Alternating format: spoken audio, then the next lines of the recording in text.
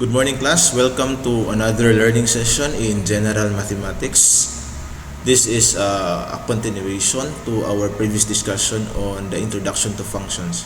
So, for the learning objective, at the end of the lesson, the learner is able to represent real-life situations using functions, including piecewise functions, and solve problems involving functions.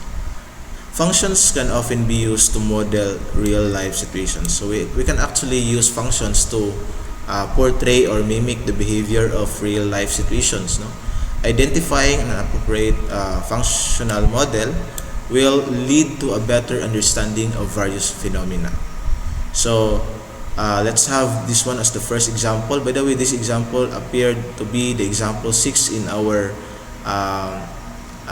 learning material for general mathematics provided by the Department of Education. According to this one, give a function C that can represent the cost of buying X meals if one meal costs 40 pesos. So of course, when you buy one meal, for example, you have to pay 40 pesos. If you buy two number of meals, of course, the cost changes. No? So your cost changes or varies depending on the number of meals you ordered. So therefore, the cost is a function of the number of meals. So we can actually write in here our variables involved in this problem. Let X be the number of meals ordered. The cost in buying meals, we have to represent that one as C of X. Be the cost of buying X meal, X number of meals. For example, again, if you order only one meal, you have to pay 40 pesos. If you order 2 meals, you have to multiply it 40 to get 80, and so on and so forth. If you have to buy X number of meal, you have to multiply it simply with 40. So therefore, your function C of X is actually equal to 40x. So that's how we represent the problem, the phenomena, in terms of the variables involved. For example number 7, 100 meters of fencing is available to enclose a rectangular area next to a river. So for example, this is now the river, and this is the region that we try to enclose. So give a function A, so we have to call that function A that can represent the area that can be enclosed in terms of X.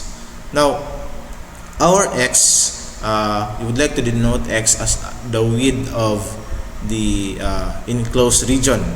Of course, if this X changes, the area of the enclosed region also changes. So in that sense, the area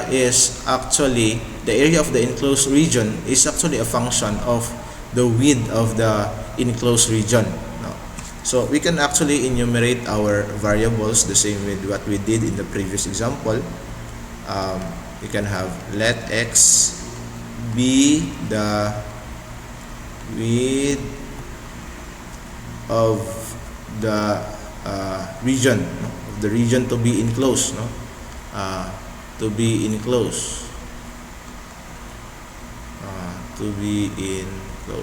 right? Now, if you wish to find the area of this enclosed region, that's actually a rectangular based on the problem right here. So it's actually rectangular. If you wish to find the area denoted by A, so the area of a rectangle is simply length times width. So the length is Y and the width is X. So basically we can have X, Y. Now, based from the problem, we have to represent the area of the enclosed region in terms of X only. So in this case, we have represented area in terms of X and Y. We have to find a way such that the area is represented only in terms of X. So in that case, we have to find an expression or an equation that would relate X and Y. So we can actually make use of this part right here. 100 meters of fencing is available. So 100 meters of fencing is available to enclose this rectangular region. So that's actually the perimeter, no? That's actually the perimeter. The perimeter is actually 100. We have 100.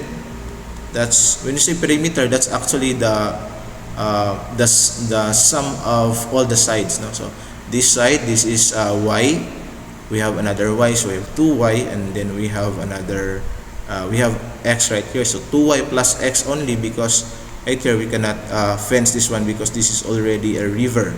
So the perimeter of the enclosed region is equal to 100 is 2y plus x.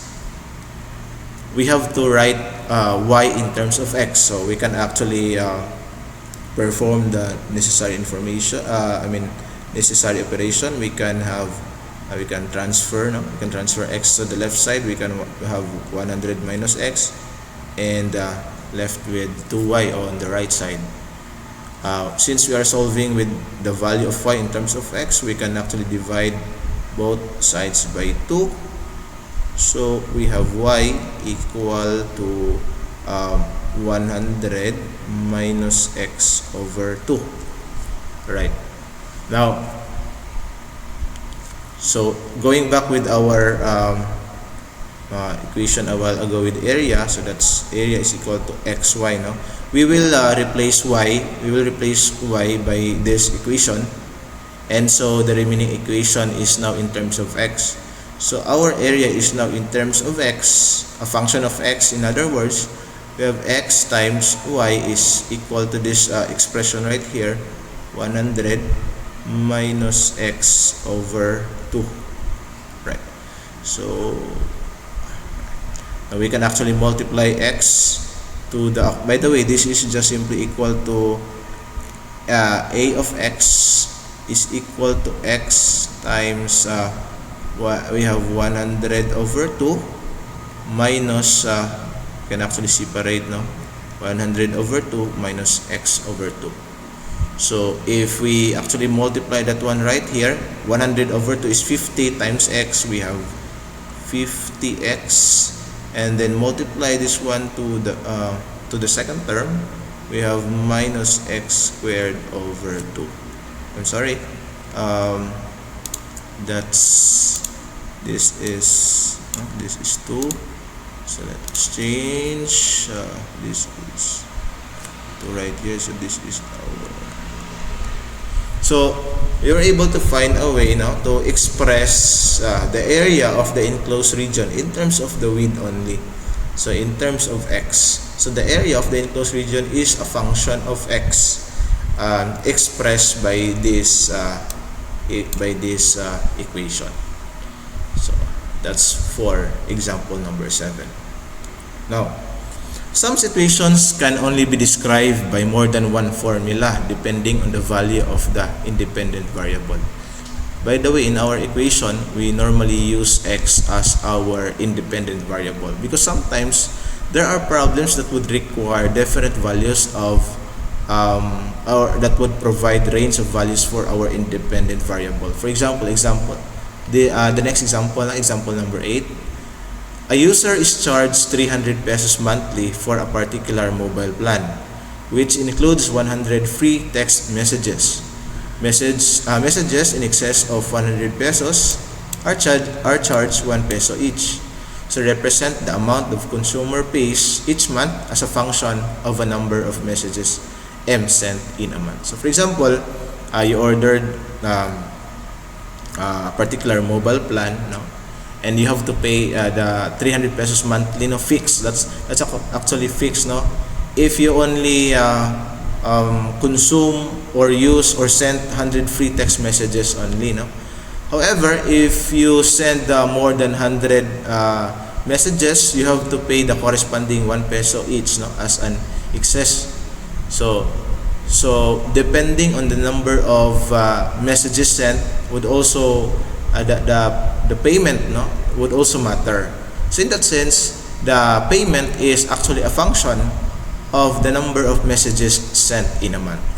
So we have to find that expression, that equation that would represent the payment per month and the number of messages M sent in a month. So we can actually write our variables. So in this problem, we use the variable M be the number of messages sent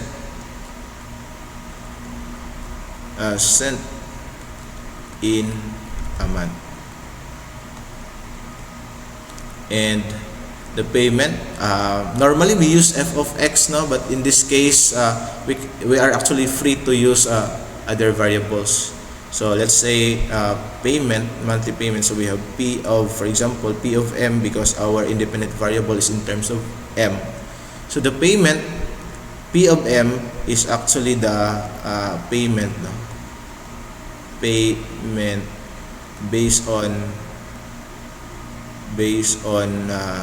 m, based on meaning number of messages sent in a month.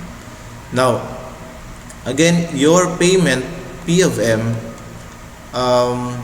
can be fixed to be 300 if your messages sent is only within 0 to 100, because that's actually based on the plan, no? So meaning if your independent variable m is only within from 0 to, for example, 300, how much is the 100? So meaning if you only sent messages once, or if you sent messages 2, or if you sent messages 50 until 100, you have to pay the corresponding payment of 300 pesos. Now if your m is greater than 100, so the payment changes as well. So this is what we mean by piecewise function. So it's actually we can actually have more than one formula depending on the values of your independent variable. So if you sent messages greater than 100, of course you have to pay the fixed base amount of 300, and then the excess of 1 peso each, no? So 1 peso times the excess number of messages. How do we express the excess? Just simply 100 minus m. I'm sorry, m minus 100 rather, no? So wait, okay, we can actually do it here. So m minus 100. So meaning to say, if you send that 150, so the excess is 50, so 350 ang imong bayaran in that sense.